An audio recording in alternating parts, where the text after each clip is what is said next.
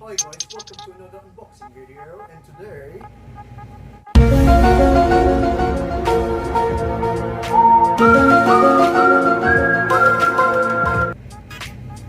joke lang. So anyway guys, Kala ko, ano na to eh, foreigner website eh.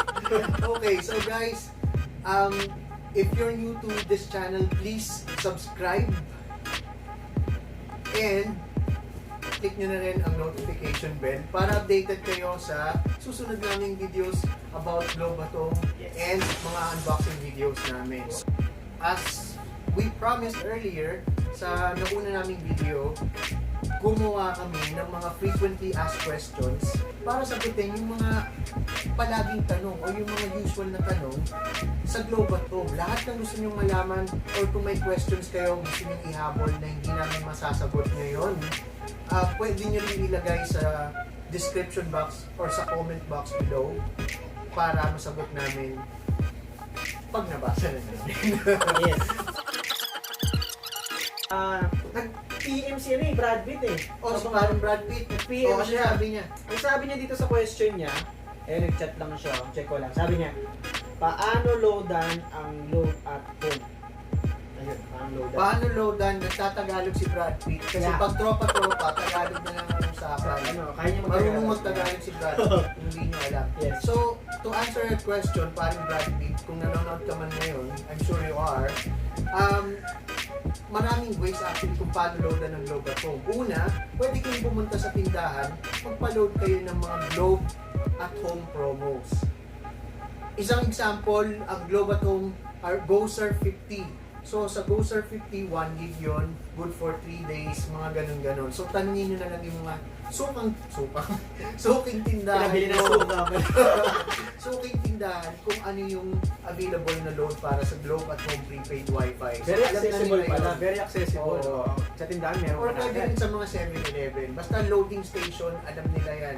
Merong load ang Globe at Home Prepaid Wifi. Specific para sa kanila. Okay? Pangalawa, madali rin, kung meron kang Globe Gcash, pwede kayong mag-buy load doon. Ilagay nyo lang yung number na nasa likod ng unit nyo.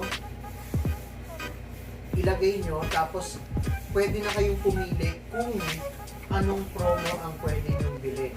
Ang maganda kasi doon, nakalagay sa description niya kung ilang days, ang expiration, kung ilang gig ang may enjoy nyo kapag pinurchase nyo yung promo na yun. So, maganda kung may Gcash kayo. Pwede rin sa Globatong app.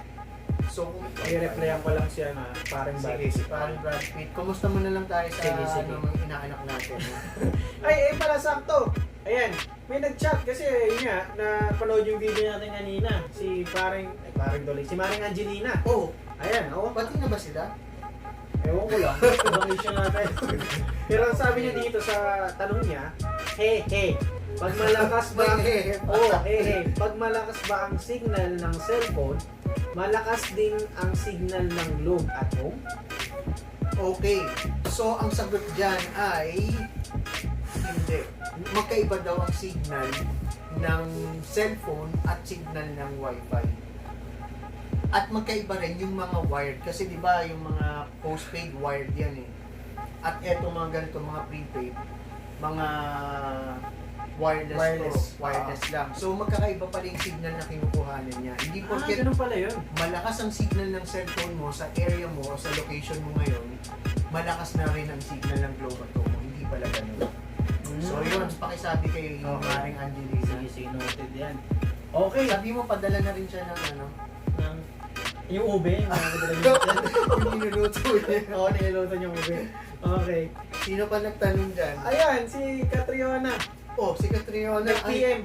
Ayan, sabi niya, Sigurado hihi. ka pang si Catriona yan, baka si Clint yan. Hindi, Catriona. Catriona, Sabi niya, hihi. Anong gagawin kung naka-red lang ang ilaw ng modem at hindi makakonek? Nag-red pala yun. Okay. So kapag nag-red ang signal ng Globe at Home mo, usually, dalawang bagay lang yan. It's either expired na yung SIM card mo, or wala talagang signal sa location nyo. Okay. So, Ganun yun yun. Kapag, minsan kasi na-expire ang Globe at Home, kapag siguro mga 90 days hindi mo siya niloadan, yun, mag-expire siya. Okay. So yun, Kaya pakisabi paano kay gawin? Catriona, pwede bang bumisita siya dito at Yeah. sagutin niya yung mga questions na answer ng mga fans niya? Lagi ko na sa, reply ako sa Twitter siya na gano'n eh. Ay Kat, punta ka dito, tapos pag-usapan natin yung problema. Ang problema. Okay. Ayun no, sakto. Nag-chat naman sa messenger si paring Bayani. Ayan. Sabi niya, ho. Paano Si kung... Bayani ba? Hindi siya Santa Claus? Hindi, Bayani yung sa, Fernando? Fernando. Okay, Marikina. Yung Marikina. Paano kung di ma-set up ang Globe at Home app, download failed? Kunyari nag-download failed daw na error. Paano yun? So guys, isa lang ang kailangan yung tandaan kapag nagsiset up kayo ng Globe at Home app. Una, actually isa lang. Kaya isa. Kailangan nyo lang mag-connect kayo sa Globe at Home app nyo. I mean, sa Globe modem nyo. Kasi kung hindi kayo nakakonect sa Globe modem nyo, dito sa Globe at Home modem nyo, hindi matatapos yung setup process. So kailangan, kasi minsan, example, meron, tulad namin dito sa bahay, meron kaming broadband na Globe postpaid, meron din kaming Globe at Home dito. So, minsan, pagka-download ko nung Globe at Home app gamit yung broadband modem namin, hindi ako makakonect or hindi ko makita yung Globe at Home app namin. Kaya pala, kasi doon ako nakakonect, hindi dito.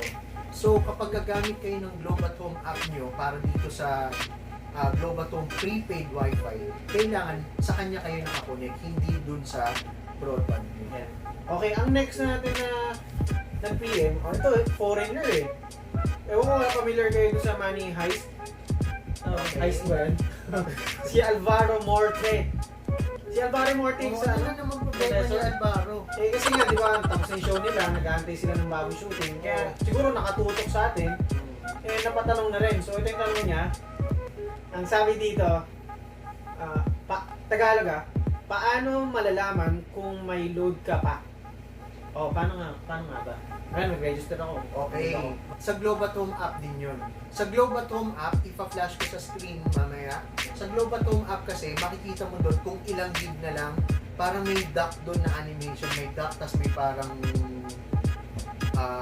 battery animation.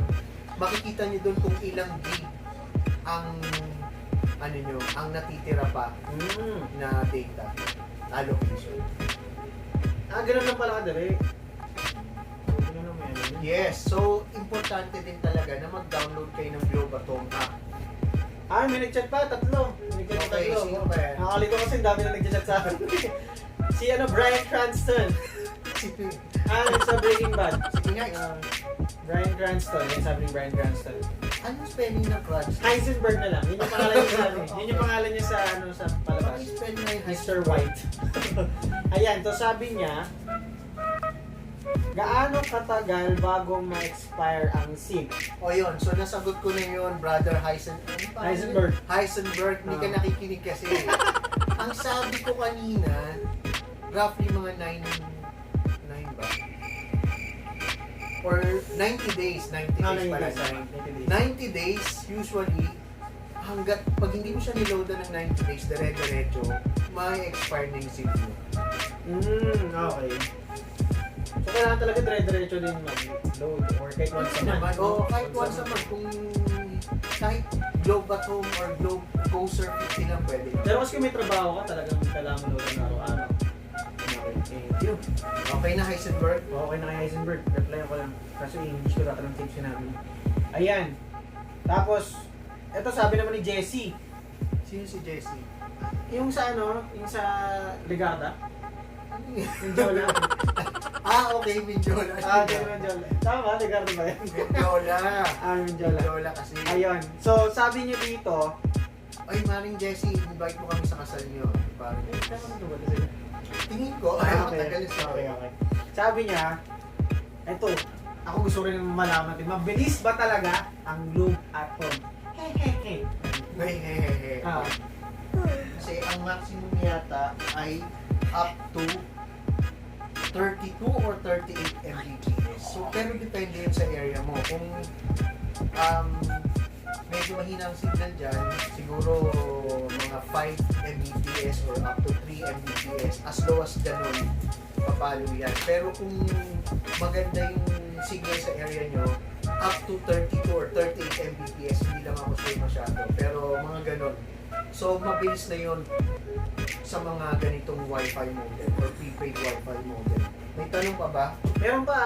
Bayan, ang daming tanong. Puro tanong. May mga foreigner kasi nag-chat eh. Sige. Ayun, sabi ni, nag-react lang, hindi ata siya question eh, si Yoon Bin. Sino si Yudi? Yung sa Crash Online, Landing on You, Ben. Crash Landing on You. Si Yoon Bin. Si Yoon Bin ng Crash Landing on You. Ah, si Yoon Bin! Oo, Oh, yun. kumusta na raw siya? Ayun, kasama niya si Mr. Bean. Yung kapatid niya. Ayun. So sabi niya, so naka-red either walang signal na area or expired ang signal. Ganun pala yun sabi niya. So, nakikibida-bida siya. Nakikibida lang talaga siya. Bida-bida ka. I think that's okay. So, yun nga, katulad nga ng sinabi ni Mike, kung may mga question pa kayo tungkol dito, paano siya i-operate, troubleshoot, i-comment nyo lang down below yung mga questions nyo. Siyempre, itatry natin sagutin lahat ng questions nyo. Okay, so guys, if you like or if you find this channel or video helpful, please paki-like, i-share, or mag-subscribe na rin kayo sa channel, at please press nyo na rin ang notification bell para updated kayo sa mga susunod na Globatong videos namin at sa mga unboxing videos pa na susunod. Okay, so if you have suggestions, comment nyo na rin para alam namin kung anong gusto nyo i-unbox namin or i-discuss namin regarding Globatong next video. So, thank you so much. See you on our next video. Bye-bye.